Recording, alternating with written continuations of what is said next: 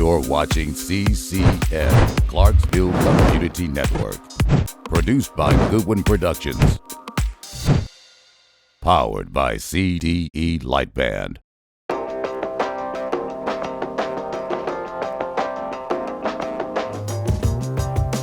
Terry L. Smith, but I prefer Doc.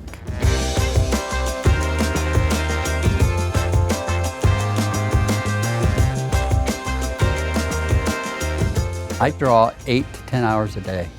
I offer caricatures, but usually it's humorous illustration. You want something wacky with a lot of color. My wife, she's a graphic designer, so they try to control the color and stuff because they want you to look and go around a page a certain way. Not me, you don't know where to look. But that's intentional. And she said, well, you use every color in the crayon box. You betcha, sister. And if they make any more, I'll slap that sucker in there. I want you to look at my art and find something different every time you look at it. My uncle, Paul, came down and spent 10 minutes with me when I was 10 years old and drew a race car. That's all it took. That's when I decided I wanted to be a professional illustrator.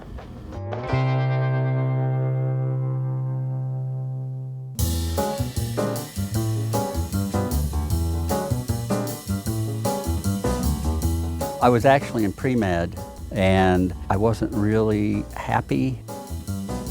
I went and talked to my physician and I said, there's something missing. And he said, well, what do you think it is? And I said, I think it's my art. Out of the blue, he pulled out a brochure, a medical illustration brochure from Ohio State. I mean, who would have thunk it? You know, I knew growing up that I saw the pictures in the biology anatomy books and I'd say, I can draw better than that. But I didn't know there was such a profession. People say, well, why do we need medical illustrators today? And one of the reasons is, yeah, you can get a camera in places, but you can't tell what's going on. It's my job as a medical illustrator to go in there, see what the new procedures are, take out all the superfluous information, and then make it easy for the physician to learn how to do that particular surgery. We go into the operating room with our sketchbooks, so when I go in there, I'm just taking notes of what's new about the technique. That's why we as medical illustrators, we do the same things as surgeons do. We have to have graduate level anatomy, so when I walk into the operating room, I know the field. If you see an ad on TV that has a colon with stuff going on, that was probably work by a medical illustrator.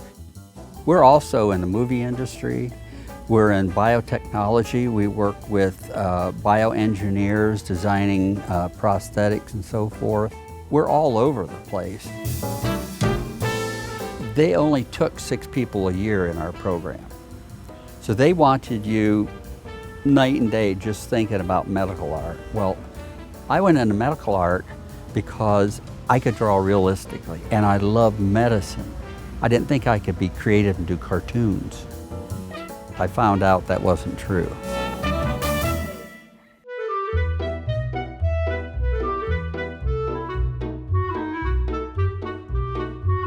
I remember going to the operating room once, and they had music going on and partying.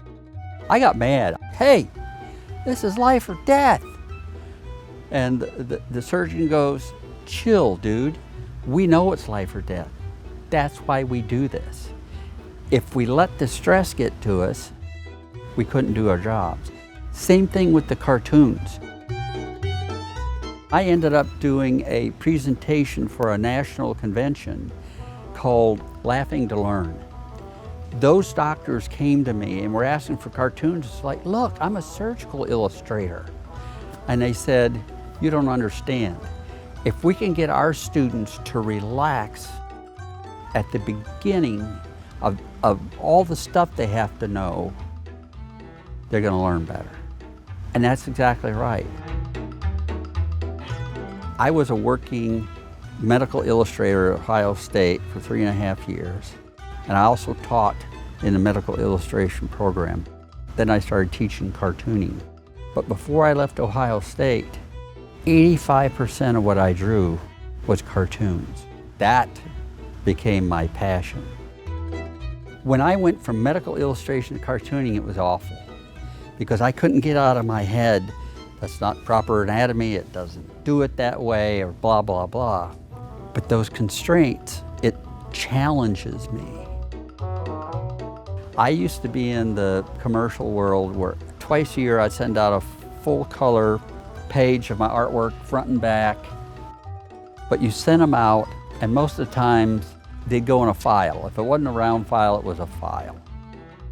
I was recruited years ago by Vanderbilt Medical Center to be their director of biomedical communications. When I was working at Vanderbilt, I would do a quick little drawing to thank somebody for something, and I would send it to them, and I'll be doggone if they wouldn't put that up in their carol.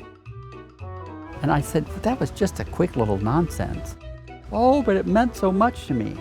So instead of paying all that money, only once a year I'd send out the big one, but about 6 times a year I'd send out postcards with my latest piece of art on.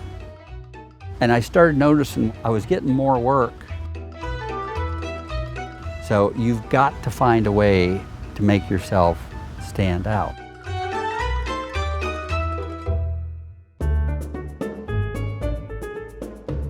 I'll tell you where I am now. I retired in 2009. I was in Rotary, I was on a number of boards for nonprofits and freelancing. And my wife said, "You're bored." I said, "I'm not bored." But she said, "You're bored. They need somebody to teach digital graphic design at Tennessee College Applied Technology in Dixon." So I did that for 3.5 years. Then I really retired. But I freelance now, but I only freelance with companies that find me, and it's got to be interesting. If I don't want to do it, I don't do it. So at night from 6 o'clock till 3 o'clock in the morning, I'm drawing, whether it's for me or for a client or whatever. I'm always drawing, I'm always studying other artists because I want to get better.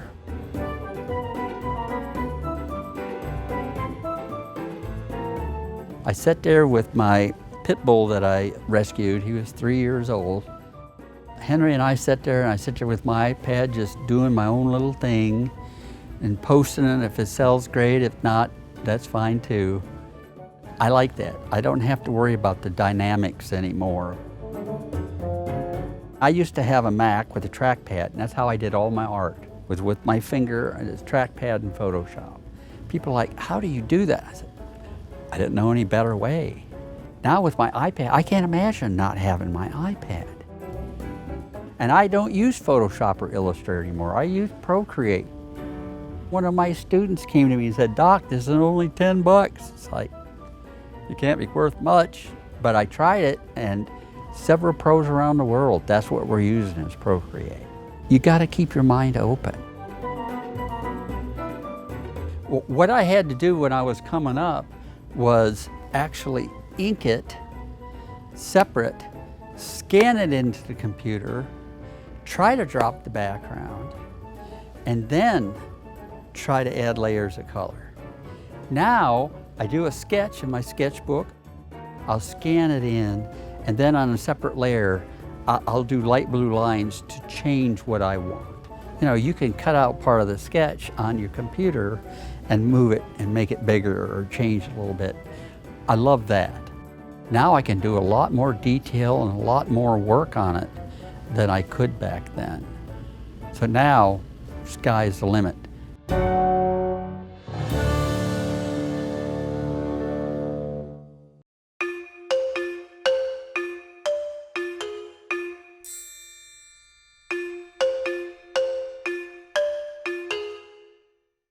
People ask me before, well, where do you get your ideas? I got so tired of answering. When I'm sitting drawing, I'm listening to music. I love to watch old music videos. My son's fraternity brothers kept saying, "Does your dad do drugs?" No, I didn't do drugs.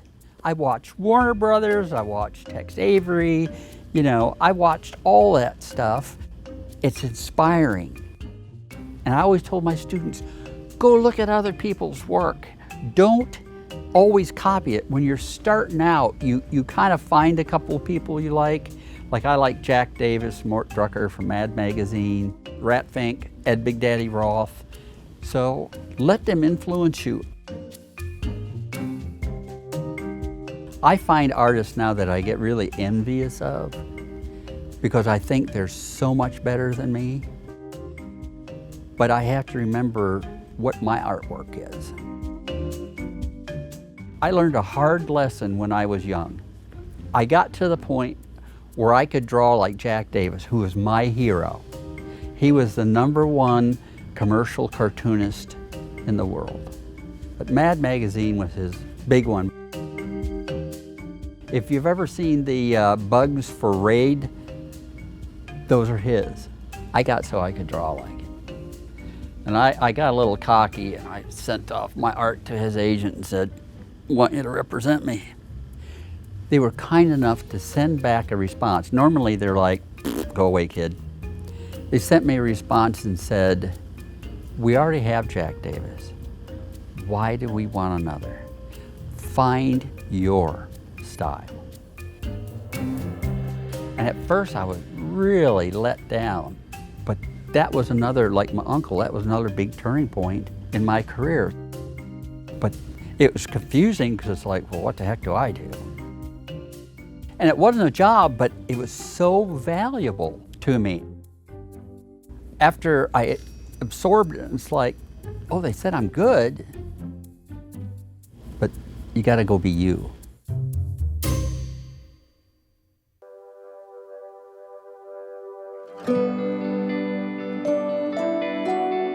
My mother, great-grandmother, and my brother all really supported my art. My father hated me being an artist. He wanted me to work at a factory. He thought that was more of a he-man job than being an artist. My dad was real hard on me, so I was terribly insecure, and especially about art. You know, if he saw me drawing, he would just raise hell. Which is ironic because it didn't keep me from doing it. I grew up in a mobile home. I was in a very not nice community, hated it. They didn't care for intellects at all. Matter of fact, they harassed the heck out of you if you were. And if you were artistic, God help you. I wanted to get out of there and make a name for myself. I go around Clarksville. I mean, I wear red high tops everywhere. I've got several pairs of red high tops. These happen to be my dress red high tops, okay? These are church and for special things. But otherwise, you'll always see me with my red high tops. Well, I also go around with my sketch pad to different restaurants. And I do that specifically so parents see me. And then when they talk to me, I can say, look, don't support your kids up to a certain age and say, oh, get a real job. That was my dad's attitude. Well, I made 3 times more than my dad ever did. And I enjoyed myself. Today, there's so many jobs, especially in the up-and-coming industries that haven't even been defined yet. And a kid will say, well, I want to do that, and the parents are like, never heard of it. So it's not real. My parents hadn't heard about medical illustration. It's like, you know, I draw you a picture of it, but you don't like my art anyway. So it doesn't have to make sense. We all have gifts. And I want people to know that. And it may not be doing what mom and dad want you to do. And it's okay to be a man and go in that profession.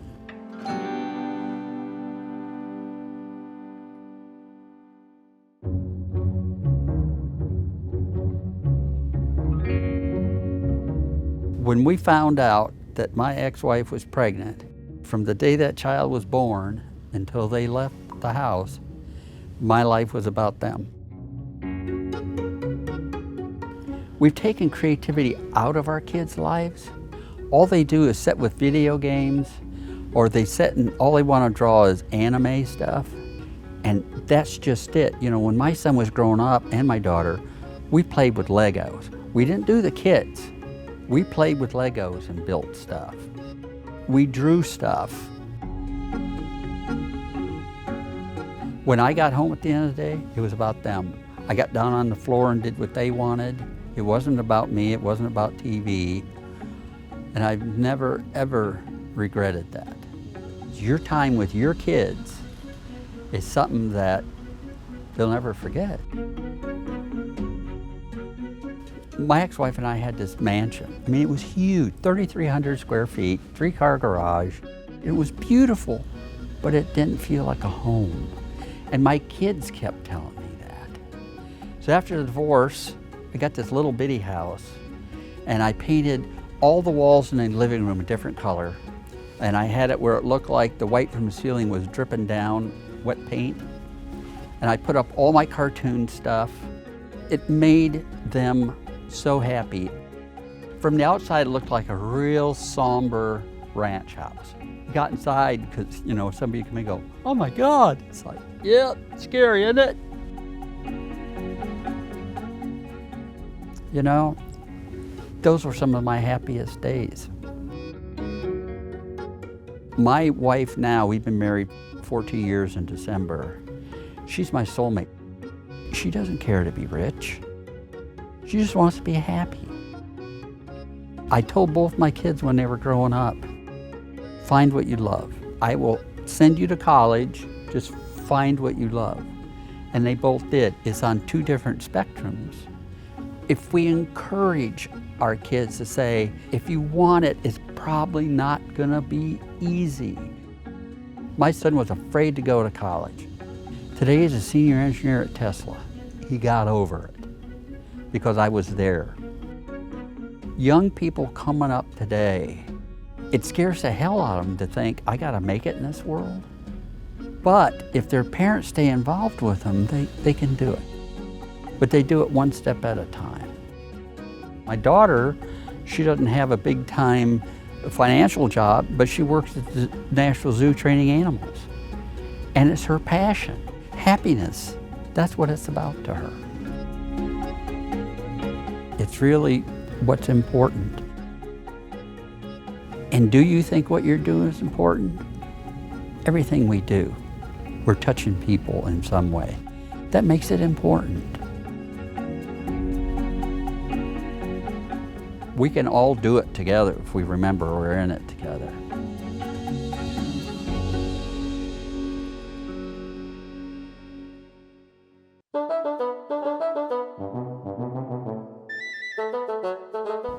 During the summers when it was in the 90s, a couple of years ago, it was so hot and our air conditioner went down.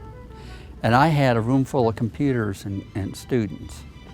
I went in my water shoes, my swimming trunks, an inner tube like this, and a tank top. And that's how I was gonna teach class. Well, I got asked to leave. So I retired.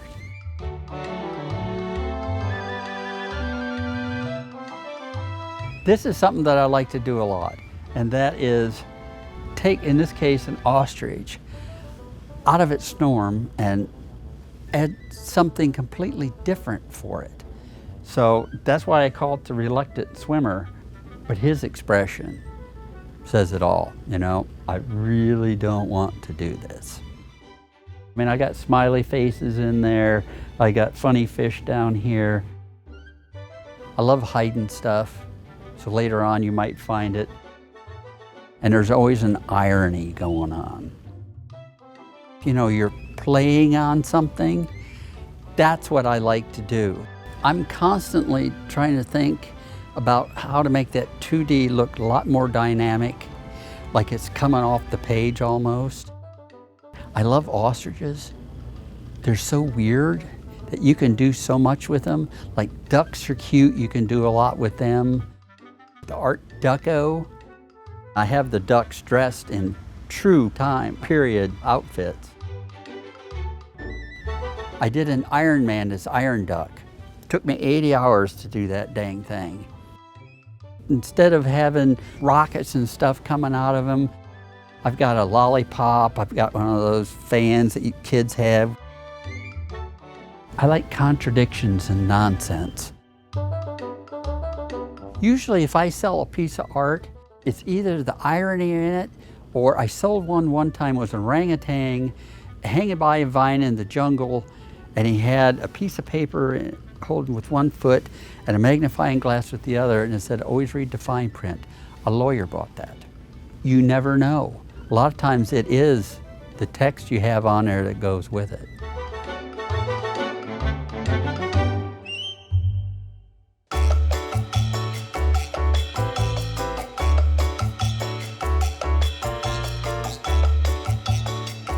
When I started out in medical art school, and even after, when I would do roughs, I always used Barrel Prismacolor pencils. And so I started doing finished art with them. This was supposed to be my ultimate, I called it Colorful Chaos, where I would just start up in the corner and I'd work down so I didn't smudge anything.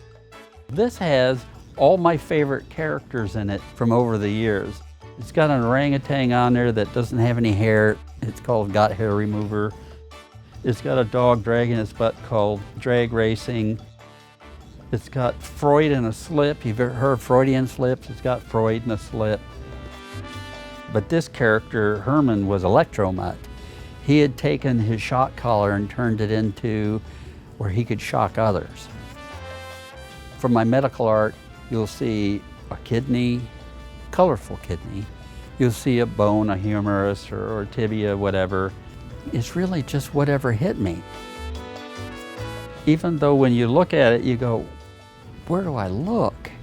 The whole idea is that you look someplace different every time.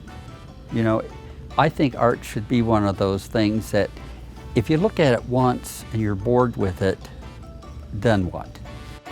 People not only see what I put in there, but sometimes they come up with their own things, which is even neater because then they feel that they were part of it. I normally don't time my work, but I get asked so much how long something takes. If you're a pro, you should be getting your speed up the more experience you have.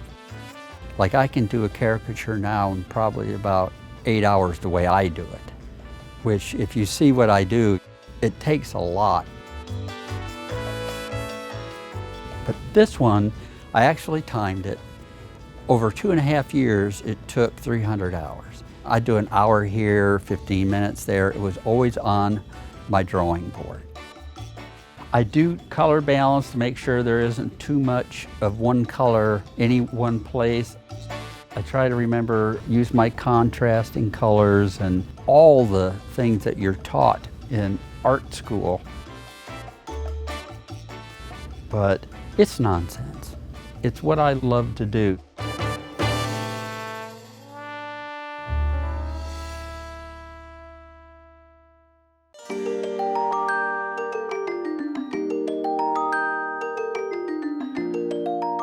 I've always seemed to find good people because they're out there and we tend to forget that.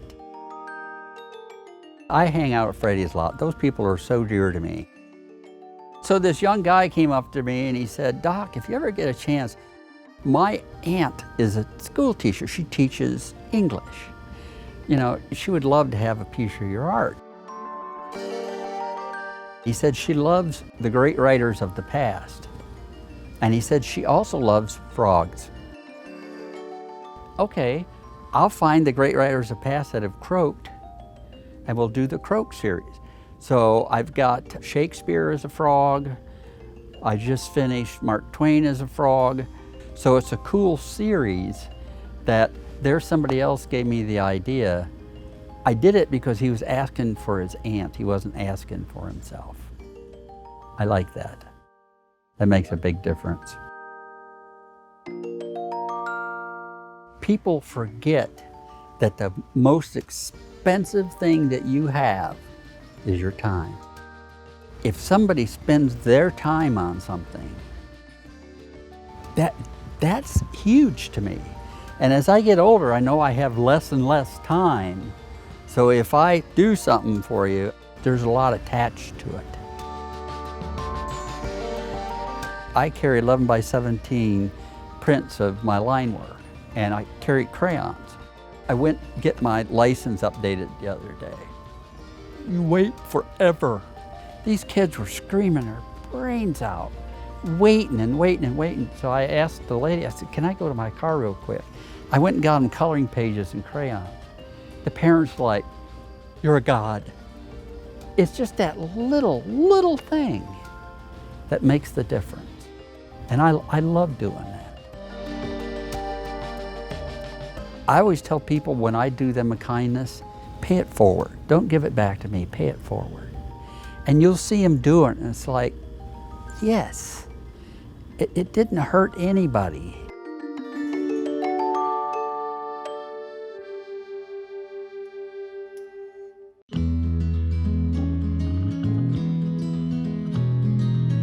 My goal when I do my art is to make myself smile. My end goal is to make somebody else smile. So when I'm drawing, if it doesn't make me smile, if it does anything that makes me sad or something, I get rid of it and go on and do something that makes me smile. That's why a lot of my characters you see with great big grins on. I want the viewer to feel that way. Like even Freud in the Slip there's got a big smile on him. That's what I love about my career. It's gone all over the place, but it's always been interesting. You can go into teaching, you can be a medical illustrator, you can be any kind of artist that you want to be. I'm not saying it's an easy row to hoe. I mean, when they only take 6 people a year in a program, and I didn't get in the first year. I had to tuck my tail in, thanks to the support of my ex-wife, and go ask them, what do I need to do? You have to have that courage. And they told me, I worked 30 hours a week at Kroger's, I went to school full-time at Ohio State, and then they said you gotta go to night school at Columbus College of Art and Design. Are you kidding me? But I did it. I quit art 3 times in my life. I paid $125 for one of those, a career assessment test. They try to figure out what you're meant to do type test. And my ex-wife said, now don't skew it to art. And I said, okay, I'll skew it the other way then. So I go in and the lady said, we've never had a result like this. I thought, oh boy. She goes, art. I said, that can't be. I started crying. I said, that can't be. I skewed it. She goes, no, you're meant to be an artist. And I think you really got to stay true to yourself. I'm 64 years old. My goal in life is to be as good of a me as I can be. So will I ever reach there? Maybe not, you know, but I'm never going to stop trying.